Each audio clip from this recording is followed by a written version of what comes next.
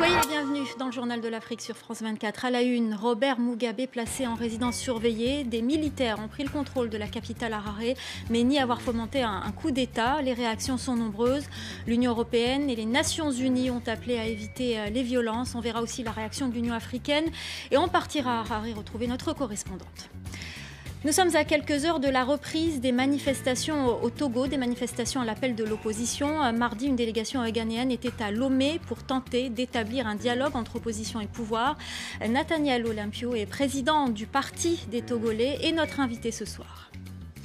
Nous irons également dans ce journal, dans le Poul, ce département dans le sud du Congo, théâtre d'une crise humanitaire sans précédent. Le Programme alimentaire mondial et l'Union européenne viennent de lancer un nouveau programme d'aide d'urgence destiné aux victimes du conflit qui oppose l'armée aux milices du pasteur Ntoumi. Il va bien, mais il est enfermé. Déclaration de Jacob Zuma au sujet de son homologue Robert Mugabe. Le président zimbabwéen, au pouvoir depuis 37 ans, a été placé avec son entourage en résidence surveillée. Il ne peut plus quitter son domicile. Les militaires ont pris le contrôle de la capitale au petit matin. Ce n'est pas un coup d'État selon l'armée, annonce soutenue par l'Union africaine. Écoutez. C'est une situation qui doit respecter les dispositions constitutionnelles de la République du Zimbabwe. Et à l'état actuel, le président zimbabwéen est toujours président du Zimbabwe jusqu'à maintenant. Donc je ne pense pas que ce soit un coup d'État. Pour en parler, nous retrouvons notre correspondante à Harare, Patricia Huon. Patricia, quelle est l'ambiance sur place ? Eh bien, l'ambiance à Harare ce soir est étonnamment calme. Les gens continuent de vaquer à leurs occupations. Il y a du monde dans la rue, des voitures qui circulent, les commerces sont ouverts, les restaurants, des gens dans des bars. Quand on parle à la population ici, alors bien sûr, il y a des divisions par rapport à l'interprétation donnée aux derniers événements. Certains pensent que les militaires n'auraient pas dû intervenir, d'autres espèrent voir un changement arriver dans le pays. Mais tout le monde semble s'accorder vraiment sur un point, c'est le fait qu'il n'y a pas eu de violence. Et la population ici, après une nuit vraiment d'inquiétude, la nuit dernière, semble ce soir assez soulagé. Mais ce qui est sûr, c'est qu'il y a encore énormément d'interrogations par rapport à la suite des événements. Alors justement, Patricia, beaucoup de questions subsistent sur la suite de ces événements. Oui, exactement. Donc, notamment, on sait maintenant que Robert Mugabe est assigné à résidence, qu'il n'est pas libre de ses mouvements, qu'il est surveillé par les militaires qui contrôlent désormais la capitale Harare, mais on ne sait toujours pas où se trouve le vice-président limogé, Emmerson Mnangagwa. On dit qu'il pourrait être de retour dans la capitale zimbabwéenne, mais il n'a encore fait aucune déclaration. Et puis, autre point d'interrogation, où est Grace Mugabe, l'épouse du président Robert Mugabe? Des rumeurs disent qu'elle pourrait avoir quitté le pays.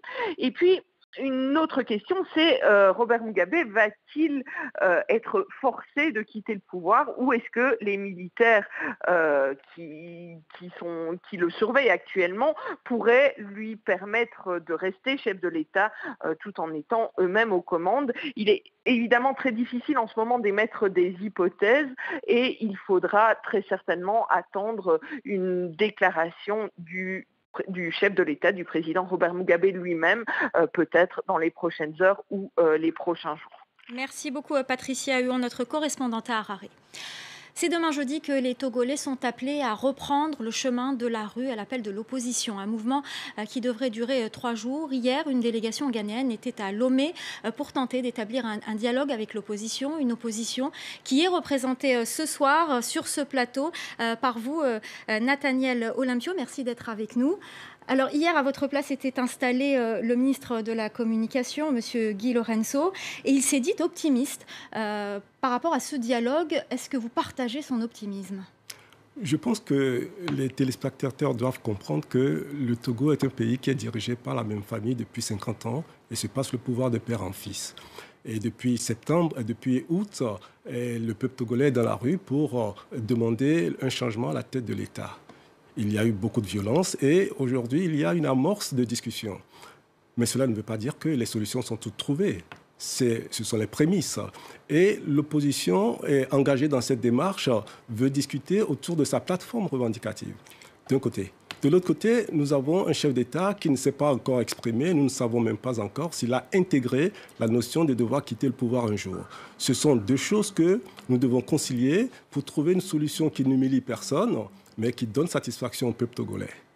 Alors, on a l'impression qu'il y a tout de même deux oppositions, deux mouvements. Ceux qui sont prêts à dialoguer, ceux qui refusent tout dialogue. Dans quelle partie vous vous situez? Non, je pense que lorsque nous avons sorti notre plateforme de revendication et qu'aujourd'hui il y a l'opportunité de discuter de cette plateforme, et il n'y a pas de raison de ne pas aller à cette discussion. Ceci dit, cette discussion qui s'entame, ça n'est que le préliminaire, et il y a encore du chemin à faire. Et il faut donc que nous soyons suffisamment ingénieux pour trouver les voies et moyens pour ramener la sérénité et pour trouver les solutions qui donnent satisfaction au peuple togolais. Seriez-vous prêt, par exemple, à accepter la formation d'un gouvernement d'union nationale ? Mais la formation d'un gouvernement d'union nationale doit s'inscrire dans une démarche précise. Le gouvernement d'union nationale pour le gouvernement d'union nationale n'apporte pas la solution au problème qui est posé. Aujourd'hui, la cristallisation des frustrations des Togolais, c'est le chef de l'État. Est-ce qu'il reste? Est-ce qu'il ne reste pas? C'est ça la question qui doit être posée. Et s'il y a un gouvernement qui doit être mis en place, il faut que ce soit pour trouver la solution définitive à cette crise. Et si le président reste, c'est une hypothèse que vous venez de poser, s'il reste, quelle sera votre stratégie? Est-ce que vous allez continuer à appeler la rue à manifester encore jusqu'à 2020, qui est la prochaine échéance électorale? Je pense qu'il est très difficile aujourd'hui de revenir dire au peuple togolais que les choses vont rester en l'état encore durablement. Ce ne serait pas acceptable. Il faut respecter le peuple togolais qui aspire également à la démocratie.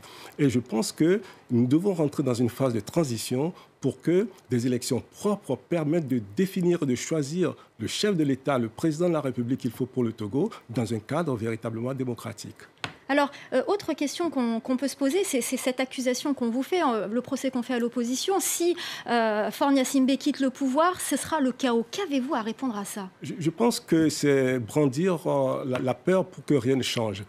Le Togo, justement, veut entrer en démocratie et ce sont les élections qui vont réguler la vie politique du Togo. Et c'est par les élections propres que les Togolais vont choisir le chef de l'État. Il n'y a pas de raison qu'il y ait un chaos après le départ d'un chef d'État, même si c'est peut-être ce que certains brandissent pour que les choses ne changent pas. Merci beaucoup, Nathaniel Olympio, président du Parti des Togolais. Merci d'avoir répondu à nos questions. 15 jours après la violente répression d'une manifestation pacifique à Asmara, en Érythrée, contre la fermeture des écoles confessionnelles, des Érythréens appellent l'Union africaine à prendre des mesures contre le régime. Des réfugiés et exilés politiques se sont rassemblés ce matin à Addis Abeba. Ils dénoncent l'inaction de l'institution africaine.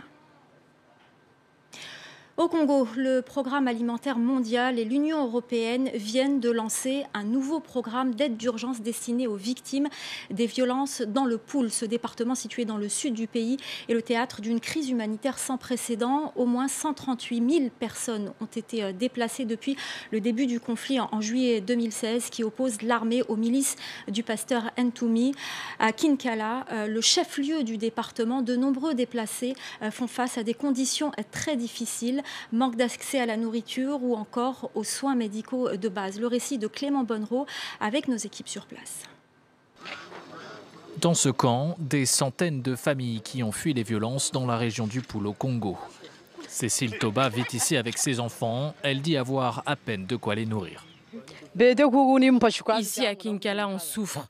Chaque jour, on est obligé d'aller couper du bois que nous vendons ensuite pour survivre et nourrir nos enfants. Il y a beaucoup d'enfants qui sont malades ici, mais on n'a pas les moyens de les faire soigner. Selon l'ONU, au moins 80 000 personnes ont fui leur maison dans la région du Poul depuis avril 2016, conséquence des violents combats qui ont éclaté après la réélection controversée du président Denis Sassou Nguesso. Aujourd'hui, les déplacés ont trouvé refuge dans des camps d'accueil à travers le pays, mais font face à des conditions de vie éprouvantes.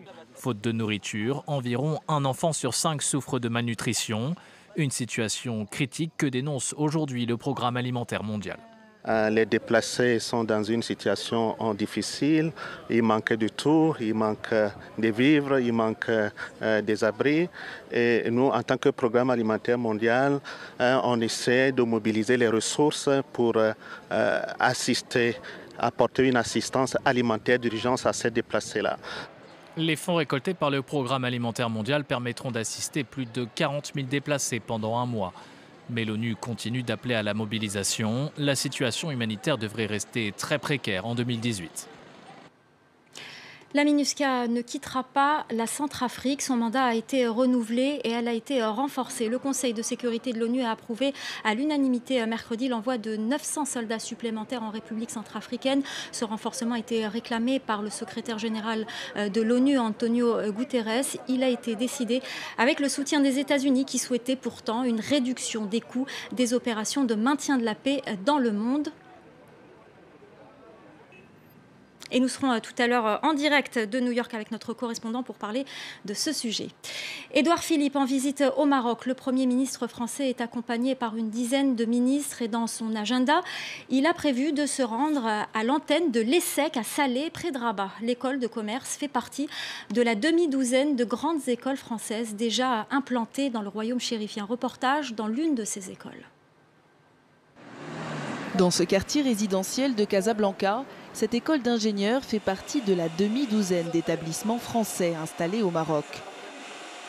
Comme les 16 000 étudiants subsahariens venus faire leurs études dans le royaume, Philippe, 26 ans, est arrivé d'Abidjan il y a 3 ans. Il n'y voit que des avantages. L'avantage financier d'étudier à Casablanca, c'est que déjà ça réduit les coûts de vie, de frais de vie, et il n'y a pas de problème de visa. Après, pour nous qui venons d'Afrique subsaharienne, c'est une bonne expérience déjà parce qu'on a une expérience à l'international et quand on part à La Rochelle pour les dominantes, on peut facilement s'intégrer et suivre le cours normalement. Chaque élève devra étudier pendant 6 mois sur le campus de la Maison Mère à La Rochelle. Et nouveauté cette année, les diplômes délivrés à Casablanca seront 100% français. Un argument de taille aussi pour les étudiants marocains. Pour moi, c'était plus facile d'être dans la continuité du programme français, c'est-à-dire une école française, tout en restant au Maroc. C'est la même chose, c'est comme si j'étais en France. Un savoir-faire français au chevet de la formation des élites du continent pour accompagner son boom économique. 30% des élèves de l'école proviennent déjà d'Afrique subsaharienne. L'établissement prévoit de doubler cet effectif d'ici quelques années. Actuellement, il y a 8 millions d'étudiants sur le continent et ce chiffre-là passera en 2030 à 30 millions. C'est cette croissance de ce continent qui nécessite ce développement, notamment au niveau ingénierie. La formation des futurs cadres d'Afrique, une activité en pleine expansion et un business prometteur pour les grandes écoles françaises.